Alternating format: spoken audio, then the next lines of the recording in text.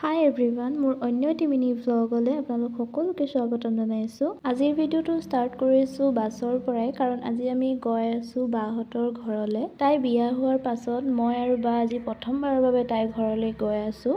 আৰু এই ভিডিঅ'টোত মই 3 দিনৰ ক্লিপ এড কৰিছোঁ। শিৱসাগৰত আমি ক'ত ক'ত গ'লোঁ, কি কৰিলোঁ, তো আপোনালোকে ভিডিঅ'টো শেষলৈকে চাই যাব। আৰু এইখিনি হৈছে পিছদিনাখনৰ ক্লিপ। বস্তু কেইটামান ল'ব আছিলে, তো তাৰ কাৰণে আমি 3জনী গৈছিলোঁ টাউনলৈ বুলি।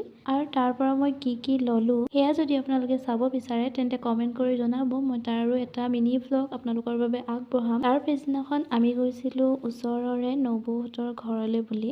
যিহেতু ক'ৰবালৈ আলহী হৈ ফুৰিবলৈ গ'লে ওচৰৰ পাজৰৰ নিজৰ মানুহ ঘৰ থাকিলে ফুৰিবতো যাবই লাগিব, তো তাৰ কাৰণে এয়া আমি আহিছোঁ। আৰু আমাক খাব দিলে চাওকচোন দৈ। তাৰ পিছদিনাখন গ'লোঁ আকৌ ফুৰিবলৈ বুলি। এয়া দেখি গম পাইছেই চাগে যে আমি আহিলোঁ শিৱদৌললৈ। ধুনীয়াকৈ ধূপ চাকি জ্বলাই আমি আকৌ গ'লোঁ ৰংঘৰ, তলাতল ঘৰ, দেন জয়সাগৰলৈ বুলিও গৈছিলোঁ আমি। তো আজিৰ ভিডিঅ'টো ইমানতে সামৰিছোঁ। ভাল লাগিলে লাইক কৰি দিব। আজিলৈ আহিছোঁ তেনে, বাই।